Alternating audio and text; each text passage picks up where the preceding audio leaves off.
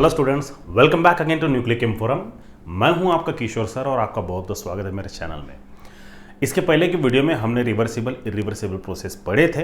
अगर उसके कुछ पॉइंट छूट भी जाते हैं तो हम किसी और टॉपिक में उसको कवर अप कर लेंगे, तो उसके बारे में चिंता ना करें। आज की इस वीडियो में हम दो मेजर और काफ़ी इंपॉर्टेंट डेफिनेशंस को जानेंगे। डेफिनेशन उतनी भी इंपॉर्टेंट नहीं है, बट कॉन्सेप्ट्स को समझने के लिए, क्योंकि ये चैप्टर अभी तो शुरुआत हुई है। ये चैप्टर की शुरुआत में बहुत आसान लगेगा, पर जैसे जैसे हम आगे बढ़ेंगे तो चैप्टर थोड़ा सा ना टफ होते जाएगा। तो ये टफनेस को काफ़ी आसान करने के लिए, बहुत इजी वे में कन्वे करने के लिए ये बेसिक डेफिनेशंस का जानना ज़रूरी है। तो आज के बेसिक डेफिनेशंस में हम क्या जानेंगे? State of the system, thermodynamic equilibrium, work, heat and work के जो टाइप्स है उसको। ठीक है, तो बने रहिए मेरे चैनल में। इसी तरह से आज के इस वीडियो में हम पढ़ते हैं बेसिक डेफिनेशन थर्मोडायनामिक्स की पार्ट 4 या 5 होगा, वो चलो देखते हैं। अब सबसे पहले जब आप थर्मोडायनामिक्स की स्टडी करते हैं ना, तो ये चीजों को याद रखना बहुत जरूरी है। कौन सा? स्टेट ऑफ थर्मोडायनामिक्स, या फिर थर्मोडायनामिक ना लिखते हुए ना स्टेट ऑफ द सिस्टम लिख दीजिए, क्योंकि हम थर्मोडायनामिक की स्टडी तो सिस्टम में करते हैं ना। सो what is mean by state of the system? तो स्टेट का एक्चुअल मतलब जान लीजिए। स्टेट का मतलब होता है स्थिति। आप अभी कौन सी स्टेट में है? डिप्रेशन में है, हैप्पी मूड में है, एंग्जाइटी है, या फिर और भी कुछ। तो जो स्थिति, वास्तविक स्थिति जो होती है वो यानी होता है स्टेट। और सिस्टम के अंदर अभी आप जो भी स्टडी कर रहे हैं, चाहे वो रिएक्शन कर रहे होंगे या फिर कोई फिजिकल फोर्स अप्लाई कर रहे होंगे या फिर वॉटेवर जो भी कर रहे हैं आप, उसकी क्या स्थिति है ये हम एक्सप्लेन करते हैं स्टेट ऑफ द सिस्टम में। तो स्टेट का मतलब होता है स्थितियाँ, स्थिति का मतलब होता है कि अभी आप कौन सी परिस्थिति में है। मान के चलिए कि मैं किसी गैस को एक्सपांड कर रहा हूँ या फिर कॉम्प्रेस कर रहा हूँ, तो उसमें क्या चेंजेस हो रहे हैं, उसकी अभी नेचुरल एग्जिस्टिंग कंडीशन क्या है, that is known as the state. ठीक है, तो स्टेट ऑफ द सिस्टम को हम कैसे एक्सप्लेन करेंगे? देखिए, थर्मोडायनामिक्स में ना जो चीज़ें चेंज होती है हम उसे वेरिएबल कहते हैं, है ना। वेरिएबल का मतलब होता है जो वैरी होते हैं, वेराइटी। ठीक है, अब आप किसी कपड़े की दुकान में चले गए, है ना। अब कपड़े की दुकान में जाने के बाद में आप अगर शर्ट खरीदना चाहे या कोई ड्रेस खरीदना चाहे, तो हम उसे क्या कहते हैं दुकान वाले को कि भैया हमें ये पसंद नहीं आया, कुछ और नए वेराइटी होंगी तो बताइए।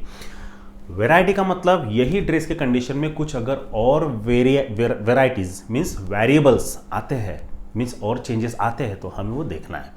यही होता है variables.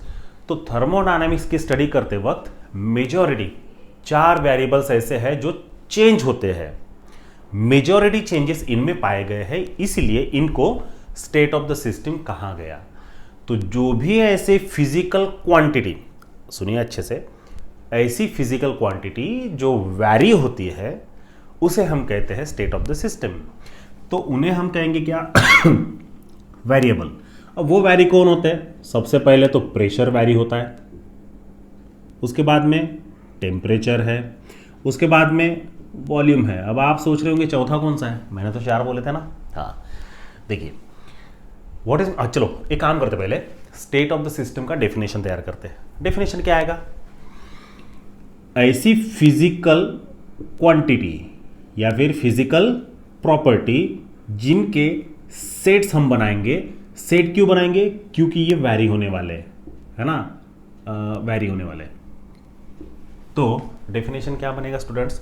State of the system is defined as it is a set of variables like physical quantities like pressure, volume, temperature and चौथा और एक है, और वो चौथे का नाम है, इधर लिखता हूं मैं, कंपोजिशन।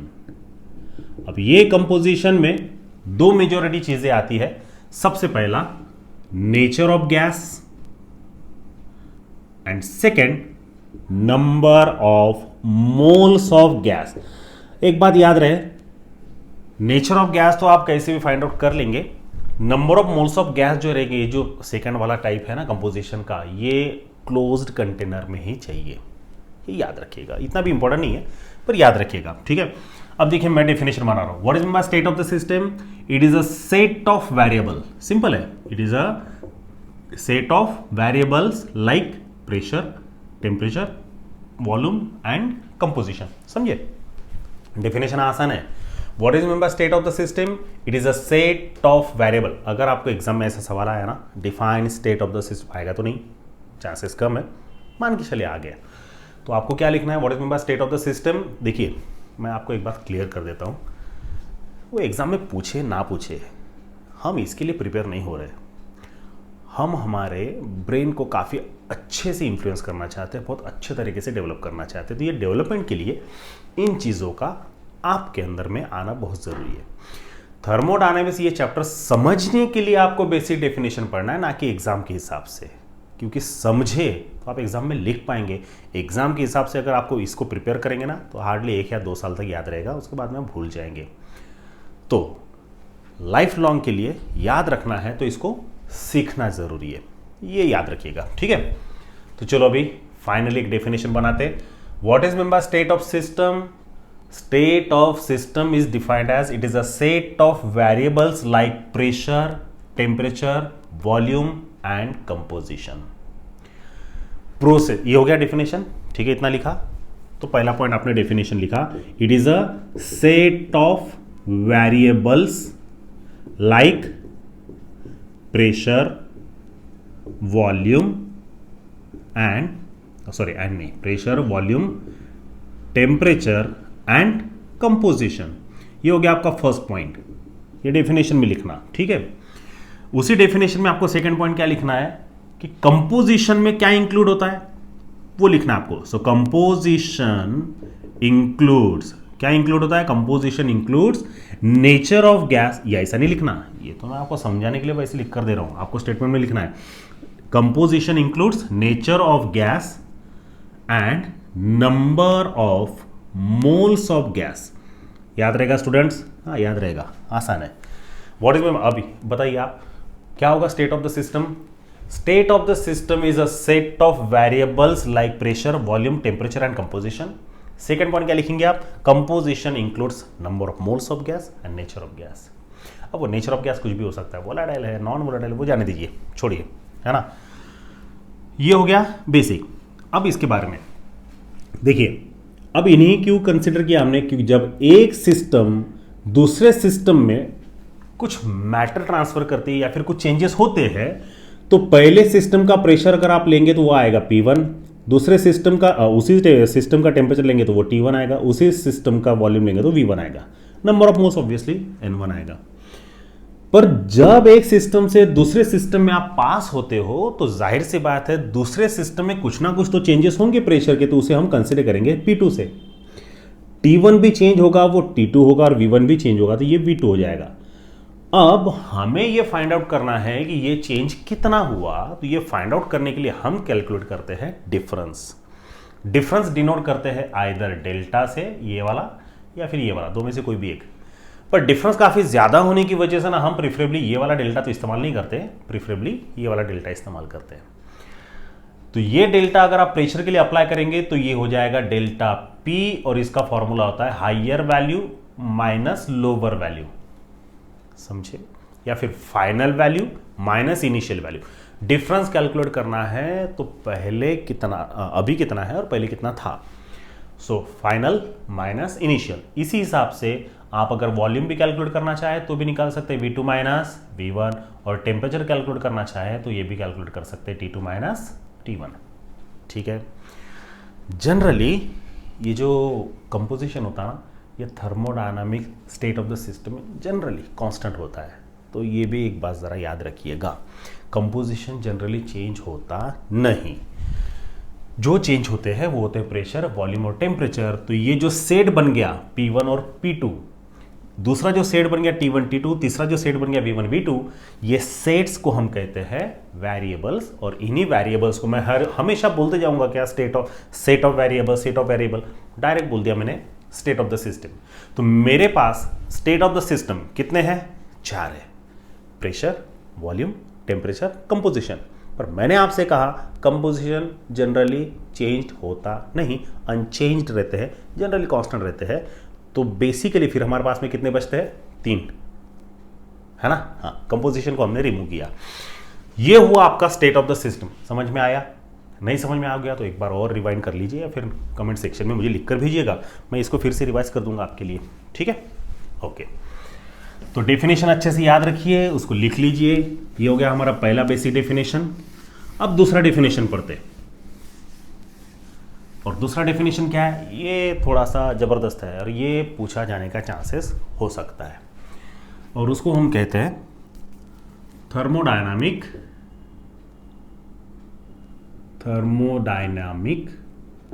इक्विलिब्रियम। देखिए इक्विलिब्रियम ये जो वर्ड है ना, वैसे तो इक्विलिब्रियम ये चैप्टर हमें पढ़ना है, स्टेट बोर्ड में आयोनिक इक्विलिब्रियम हम पढ़ लिए, एंट्रांस में हमें केमिकल इक्विलिब्रियम पढ़ना है, और दोनों टॉपिक को एक बार क्लब करके सेपरेटली पढ़ना है, ठीक है। तो थर्मोडायनामिक इक्विलिब्रियम का मतलब होता है इक्वल कंडीशन, नाम में ही है सब कुछ।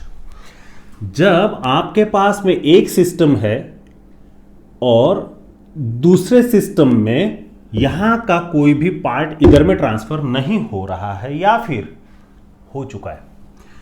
जब आप ये दोनों सिस्टम को कंबाइन करते हैं तो पहले सिस्टम का मैटर व्हाटएवर फिजिकल क्वांटिटी या फिर मैटर जब पूरी तरह से फ्लो हो चुके हैं और अभी इक्विलिब्रियम आ गया है, तो यहां का मैटर उधर नहीं जाएगा, उधर का मैटर इधर नहीं आएगा, क्योंकि इक्विलिब्रियम में आ गया है। अब ये इक्विलिब्रियम में आने की वजह से क्या हो गया, ऐसी कंडीशन तैयार हो गई जहां पर अभी कुछ भी फ्लो नहीं हो रहा है, उसे हम कहते हैं थर्मोडायनामिक इक्विलिब्रियम, है ना। What is mean bye thermodynamic equilibrium? It is a rest condition. समझ में आया? देखिए क्या कहा मैंने, it is a rest condition, ऐसी कंडीशन जहां पे सिस्टम रुक गई है, रेस्ट आ गया वहां पे, मीन्स यहां का कुछ उधर में फ्लो नहीं हो रहा है, उधर का कुछ इधर फ्लो नहीं हो रहा है। तो जब ऐसी कंडीशन आती है जहां पे एक सिस्टम से दूसरे सिस्टम में कुछ भी ट्रांसफर नहीं होता, उसको कहते हैं हम रेस्ट कंडीशन। किसकी रेस्ट कंडीशन? सिस्टम की। सो what is mean bye thermodynamic equilibrium? It is a rest condition of system in which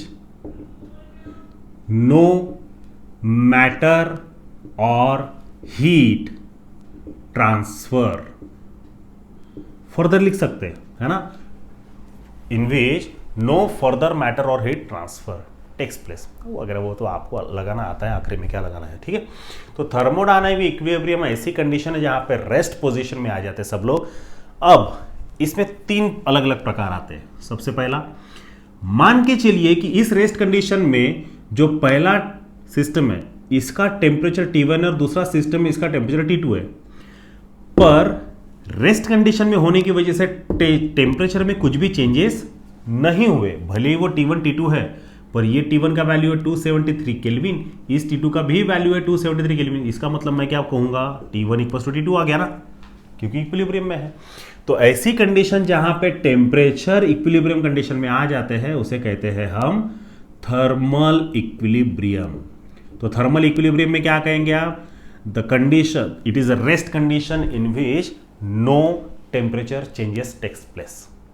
समझ में आया? ठीक है। अब मैटर एक जगह से दूसरी जगह फ्लो नहीं होता तो केमिकल रिएक्शन नहीं होगी, उसे हम कहेंगे क्या, केमिकल इक्विलिब्रियम।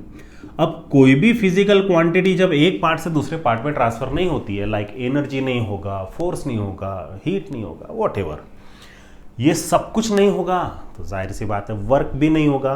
तो अगर वर्क नहीं होगा तो वो कंडीशन, उसे हम कहेंगे क्या, मैकेनिकल इक्विलिब्रियम। समझ में आया students? It is a mechanical equilibrium. Clear हुआ? So thermodynamic equilibrium is a rest condition of the system in which no matter or heat transfer. When temperature does not flow or temperature does not changes from system to system, then it is known as a thermal equilibrium. When no chemical reaction takes place, that is known as chemical equilibrium, and when no work done occurs, that is known as mechanical equilibrium. है ना आसान? ठीक है। Basic definition तो अभी ये दूसरी हो गई। अब तीसरा और सबसे आखिरी जो मैंने आपको बताया ना, उसको लिखते जाइए। ये काफ़ी इंपॉर्टेंट होता है, बहुत अच्छा लगेगा मुझे भी। आप पेन और कागज़ लेकर बैठेंगे, मेरे हर एक बात सुनेंगे और अच्छे तरीके से नोट डाउन करेंगे और ज्ञान बढ़ाएंगे। किसी और टीचर को और क्या चाहिए, है ना, आपकी तरक्की। उसके बाद अब हीट का आपको सिलेबस में ऐसा स्पेसिफिक डेफिनेशन नहीं दिया है। और वीडियो के एकदम जो पहला वीडियो हमने देखे थे ना, उसमें मैंने आपको हीट के बारे में थोड़ा सा एक्सप्लेन किया था। अगर आपने वो वीडियो नहीं देखा है, आई बटन है, क्लिक कर दीजिए, वो वीडियो देखिए। वो वीडियो देखने के बाद में आपको पता चलेगा कि मैंने उसमें एक हीट का डेफिनेशन बताया। और वो हीट का डेफिनेशन क्या था? इट इज़ देखिए, मैंने आपको क्या कहा था कि सिंगल पार्ट के अंदर में जो एनर्जी है दैट इज टेम्परेचर, पूरे कलेक्शन जो करेंगे हम पार्टिकल का that is known as heat, है ना। तो it is a collection of energy. तो हीट का डेफिनेशन आप लिखिएगा मत, ये समझने के लिए है, एग्जाम में नहीं लिखना है, आपको पूछेगा भी नहीं, ये याद रखना है। What is mean by heat? It is a collection of energy. But thermodynamics में इंपॉर्टेंट क्या है कि व्हेन हीट, अच्छा हीट को डिनोट करते हैं स्मॉल क्यू से, याद रखिएगा, ये है स्मॉल क्यू। जब हीट एब्सॉर्ब की जाती है, व्हेन हीट इज एब्सॉर्ब, उसे डिनोट करेंगे हम प्लस क्यू से। और जब हीट लॉस की जाती है या फिर रिलीज होती है तो उसे डिनोट करेंगे माइनस क्यू से। बस आपको इतना ही लिखना है। What is mean by heat? It is a heat absorb by the system denoted as plus Q, and when it is a heat loss by the system denoted as minus Q. ठीक है। सबसे important है तो work, और work का definition मैंने जो आपको बताया था ना, वो लिखना। क्या? It is a product of force and displacement? नहीं, वो भी है जो मैंने आपको बताया था। क्या? इट इज ए मोड यानी जरिया। It is a mode of converting, it is a mode of converting one form of energy, sorry electron लिख दिया मैंने, इट इज वन फॉर्म, क्या लिख रहा हूं मैं, इलेक्ट्रॉन लिख रहा हूं। It is a mode of converting one form of energy into another form. जब आप एक फॉर्म की एनर्जी दूसरे फॉर्म में कन्वर्ट करना चाहते हैं तो उसके लिए जो जरिया चाहिए, उस जरिया का नाम है वर्क। बगैर वर्क के एक फॉर्म की एनर्जी दूसरे फॉर्म में कन्वर्ट नहीं होती, ये भूलना मत। ठीक है। वर्क क्या है? मोड है। मोड का मतलब जरिया, जरिया का मतलब ऐसा जरिया जो एक फॉर्म की एनर्जी दूसरे फॉर्म में कन्वर्ट करके देती है। ठीक है। So what is mean by work? It is a mode of converting one form of energy into another form, that is known as work done. साथ में ये भी लिख देना, it is a product of, ये लिखना जरूरी है क्योंकि जो आपके पेपर चेक करेंगे उन टीचर्स को ये डेफिनेशन पता होगी ही, गारंटी नहीं, पता नहीं होगी मार्क कट सकते हैं। दूसरा भी डेफिनेशन लिख कर रख दीजिए। तो क्या लिखेंगे आप? It is a product of opposing force and displacement. It is a product of opposing force and displacement. Opposing force कहाँ से आया? हमने रिवर्सिबल इरिवर्सिबल प्रोसेस पढ़े थे ना, ठीक है, वो ये वो। So it is a product of opposing force and displacement. Therefore W equals to force into displacement. But opposing force है तो यहाँ पर साइन माइनस का आएगा, पर ये हम डेरिवेशन में लगाएंगे, फिलहाल नहीं। So what is meant by work done? It is a product of opposing force and displacement, that is known as W equals to force into displacement, or it is a mode of converting one form of energy into another form. Work के दो types आते हैं, आपने लिख लिया, ये लिख लीजिए, वीडियो को पॉज करिए, लिख लीजिए। ठीक है, मैं अभी इसको मिटा रहा हूँ, मेरा ये काम हो गया। अब जो इंपॉर्टेंट है वो इंपॉर्टेंट क्या है? Work done. वर्क डन के दो टाइप्स आते हैं। पहला वर्क ऑफ एक्सपांशन, ये ठीक है, और ये पढ़ाना ज़रूरी है क्योंकि अभी हमें डेरिवेशन पढ़ने हैं इसके बाद के कुछ वीडियोस के बाद। What is mean by work of expansion? देखिए सुनिए अभी अच्छे से। हमने एक सिलेंडर लिया था, उसमें एक पिस्टन लगा था, याद है? रिवर्सिबल प्रोसेस याद करिए। पिस्टन यहाँ पर आ गया था, तो पिस्टन यहाँ पर नीचे में आने के बाद हमने ड्राइविंग फोर्स को स्लाइटली बढ़ाया था। ड्राइविंग फोर्स को स्लाइटली बढ़ाने की वजह से क्या हुआ था? सिस्टम का फोर्स अप्लाई हुआ था पिस्टन पे, पिस्टन उसकी वजह से पुश हुआ था, तो गैस हो गई थी एक्सपांड। अब जब गैस एक्सपांड होती है तो गैस अपनी पूरी एनर्जी, पूरी ताकत लगा रही पिस्टन पे, अल्टीमेटली सराउंडिंग पे। तो ऐसी सिचुएशन में हम क्या कहते हैं कि वर्क किया मींस वर्क डन। किसने किया? Bye the system. देखिए ना, वर्क कौन कर रहा है? अरे सुनिए कैसे, सिस्टम कैसे वर्क कर रहा है? सिस्टम कौन है? ये वाला पोर्शन मींस सिलेंडर के अंदर का। अब सिलेंडर के अंदर का जो पोर्शन है उसे हमने क्या नाम दिया? सिस्टम। ये सिस्टम में क्या है? गैस भरी हुई है। वो गैस फोर्स अप्लाई कर रही है। ठीक है, सुनिए अभी, गैस क्या अप्लाई कर रही है? फोर्स। किस पे? पिस्टन पे, ताकि पिस्टन क्या हो जाए, डिस्प्लेस। तो force into displacement work done तो हुआ ना, पर ये वर्क कौन कर रहा है, ये वर्क सिस्टम कर रहा है। किस पे करेगा, जाहिर सी बात है सराउंडिंग पे करेगा। सो इसलिए मैंने वो लिखा, work done by the system on the surrounding. हाँ, एक बात ये याद आ गया अभी, मैंने आपको रिवर्सिबल प्रोसेस में ये पॉइंट नहीं बताया था, ये एक पॉइंट वहां पर ऐड कर दीजिएगा। रिवर्सिबल प्रोसेस में क्या लिखना है आपको, work done by the system on the surrounding. Irreversible में इसका अपोजिट आएगा, अब वो आप कर सकते हैं। So what is mean by work of expansion, when work done by the system on the surrounding takes place, that work done is known as work of expansion. समझ में आया? What is mean by work of expansion, it is a work done by the system on the surrounding, that is known as work of expansion. फिर second point क्या लिखना है आपको, during work of expansion energy of system is lost. System की energy क्या होती है, lost हो रही है ना। लॉस क्यों लॉस हो रही है, क्योंकि उसका पूरा एनर्जी, पूरी ताकत लग रही है पिस्टन को पुश करने के लिए। तो जब एनर्जी लॉस होगी तो वर्क निगेटिव में आएगा। समझ में आया? क्योंकि वर्क और एनर्जी दोनों का सीधा सीधा संबंध है, डायरेक्ट रिलेट करते हैं। ठीक है, तो एनर्जी लॉस होगी तो एनर्जी को भी माइनस में लिखेंगे, जाहिर सी बात है वर्क भी माइनस में आएगा। तो हमेशा याद रखिए, work of expansion is always negative. समझ में आया स्टूडेंट्स? तो वर्क ऑफ एक्सपांशन में आपको सिंपल दो ही पॉइंट लिखने हैं। पहला, work of expansion is when work done by the system on the surrounding takes place.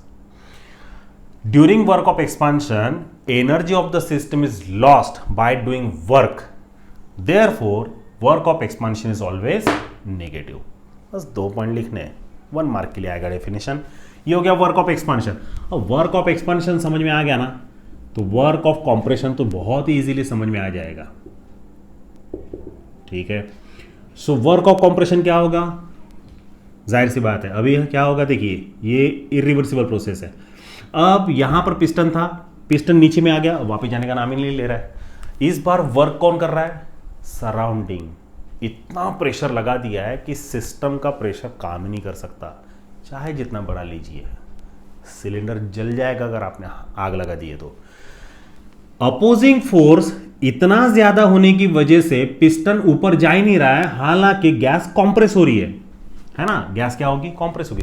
जब मैं काफ़ी ज़्यादा फोर्स लगाऊंगा तो गैस कंप्रेस हो रही है और सिस्टम में इतनी ताकत नहीं है कि वो मुझे फोर्स लगा के वो पिस्टन को ऊपर कर सके। ऐसे सिचुएशन में गैस कंप्रेस ही होगी ना, एक्सपांड थोड़ी होगी, गैस कंप्रेस ही होगी।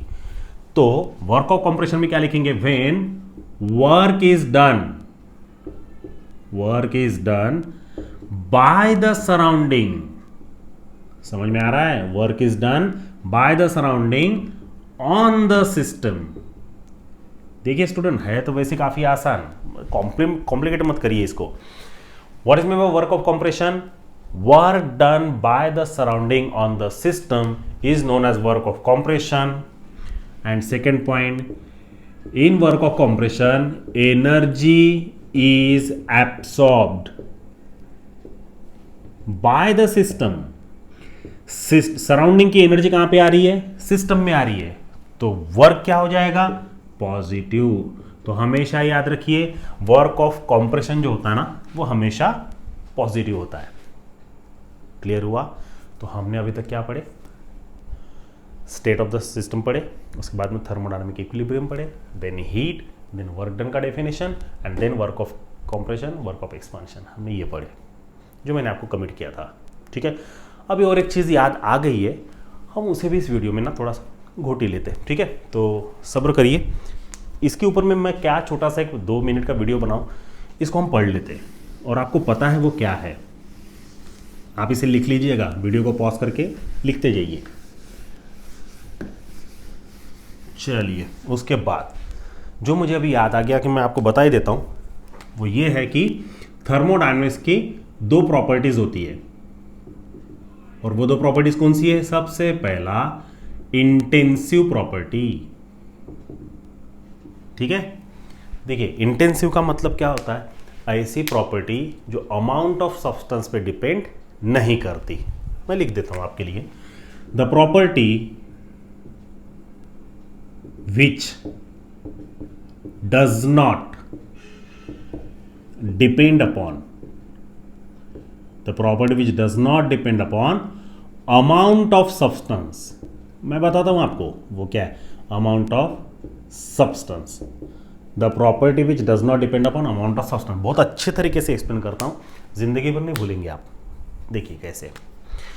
अब आप एक काम करिए, हो सकता तो अभी कर लीजिए, घर में थर्मामीटर होगा, ठीक है, रख लीजिए, सिंगल कप ऑफ वाटर लीजिए, उसको गर्म करेंगे। देखिए हाँ, मैं बता रहा हूँ आपको, मैं कोशिश करता हूँ कप ड्रॉ करने की।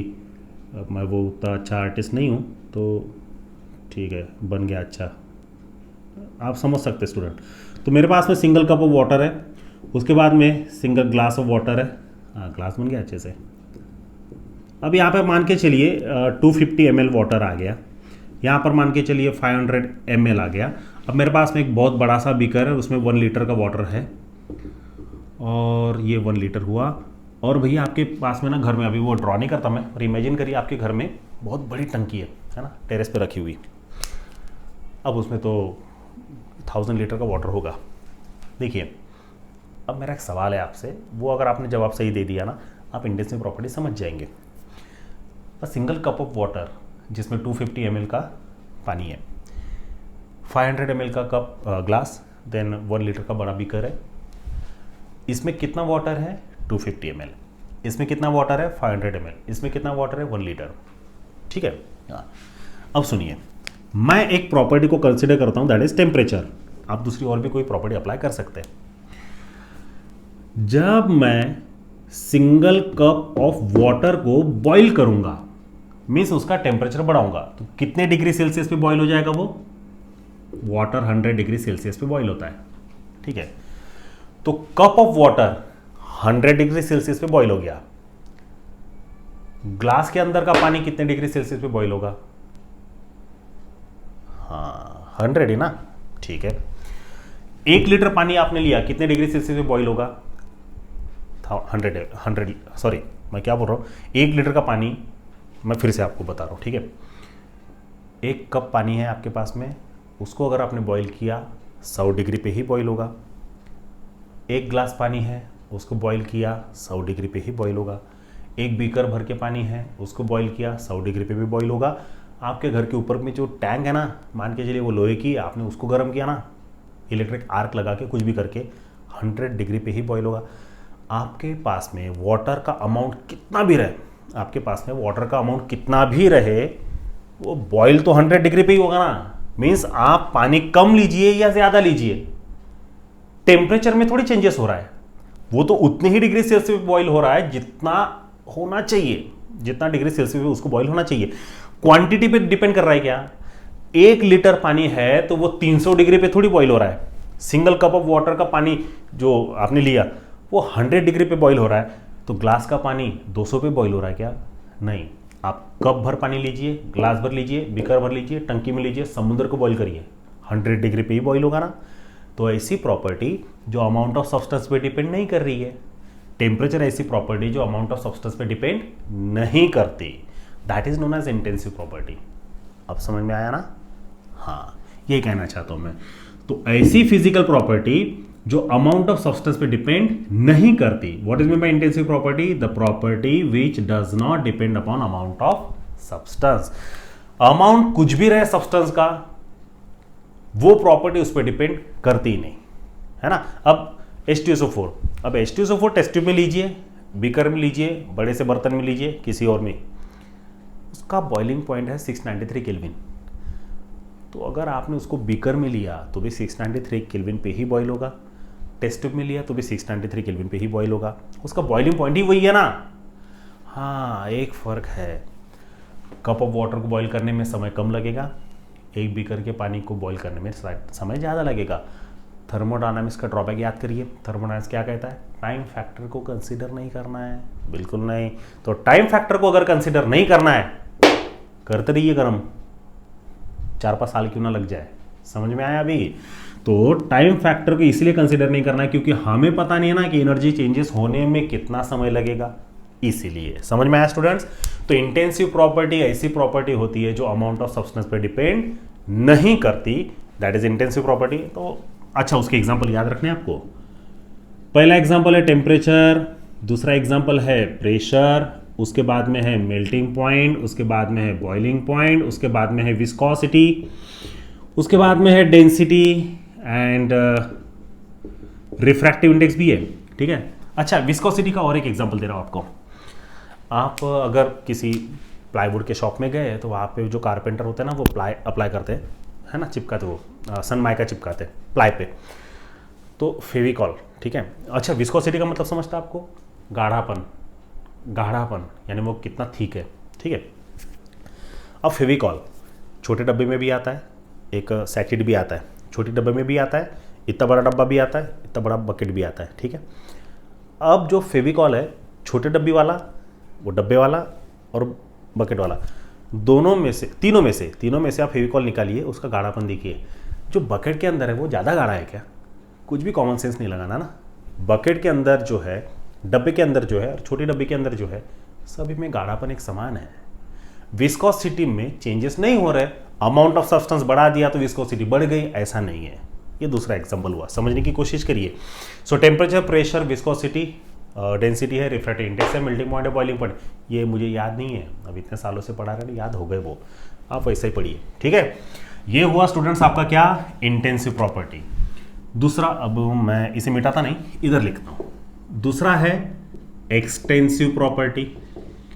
अब एक्सटेंसिव प्रॉपर्टी का डेफिनेशन क्या आएगा? इंटेंसिव समझ में आ गया तो एक्सटेंसिव काफी आसान है, और वो क्या रहेगा? द प्रॉपर्टी, हालांकि ये तो मैंने बताना नहीं चाहिए आपको, पर ठीक है, आपकी पूरी सहायता करना मेरा काम है। The property which does depend upon amount of substance, ऐसी प्रॉपर्टी जो अमाउंट ऑफ सब्सटेंस पे डिपेंड करती है, दैट इज एक्सटेंसिव प्रॉपर्टी। और वो क्या हो सकती है? वहां पे देखिए, प्रेशर, टेम्परेचर आ गया, और वॉल्यूम नहीं आया ना, तो वॉल्यूम इधर है, वॉल्यूम है, मास है, वेट है, और एक बात बताऊं आपको सबसे important, all types of energy, जितनी भी प्रकार की एनर्जी है ना, सबकी सब। ठीक है। तो ये एग्जांपल हुए आपके इंटेंसिव, एक्सटेंसिव के, ये हो गए आपके इंटेंसिव के एग्जांपल याद रखिए, उनको छोड़ के जो भी रहेगा वो आपका एक्सटेंसिव रहेगा। समझ में आया? तो ये हो गया एक्सटेंसिव प्रॉपर्टी, इंटेंसिव प्रॉपर्टी। अब बेसिक डेफिनेशन में थर्मोडायनामिक्स के सिर्फ एक ही टॉपिक बचा है, and that is known as, पता है क्या आपको? ठीक है, मैं बता देता हूँ। बेसिक डेफिनेशन में अभी बचे हैं सिर्फ यूनिट्स ऑफ वर्क डन, है ना। वर्क डन के जो यूनिट्स है, कौन से हैं? जूल है, कैलोरी है, डीएम क्यूब एटमॉस्फेयर है, और भी जो रहेंगे ना, कैलोरी, अर्ग है ना, और भी एक है, अभी याद नहीं आ रहा वो, तो हम उसको पढ़ेंगे। तो इसके बाद की वीडियो में हम पढ़ने वाले हैं वर्क डन के यूनिट्स। आज का ये वीडियो कैसे लगा कमेंट सेक्शन में ज़रूर बताइएगा, और कोई टॉपिक समझ में नहीं आता है तो मुझे ज़रूर कमेंट सेक्शन में बताइए, मैं उसको पूरी तरह से अच्छे से एक्सप्लेन करने की कोशिश करूँगा। मेरे बनाए हुए नोट्स अगर आपको चाहिए होंगे, जो PDF फॉर्म में है, आप मुझे बता दीजिए, मैं आपको वो सेंड कर दूंगा। ठीक है। तो ये रहा आज की इस वीडियो का बेसिक पार्ट। मिलते हैं स्टूडेंट्स नेक्स्ट वीडियो में नए टॉपिक के साथ में। बहुत बहुत शुक्रिया आपका चैनल को लाइक करने के लिए, शेयर करने के लिए, बहुत बहुत शुक्रिया। Thank you so much.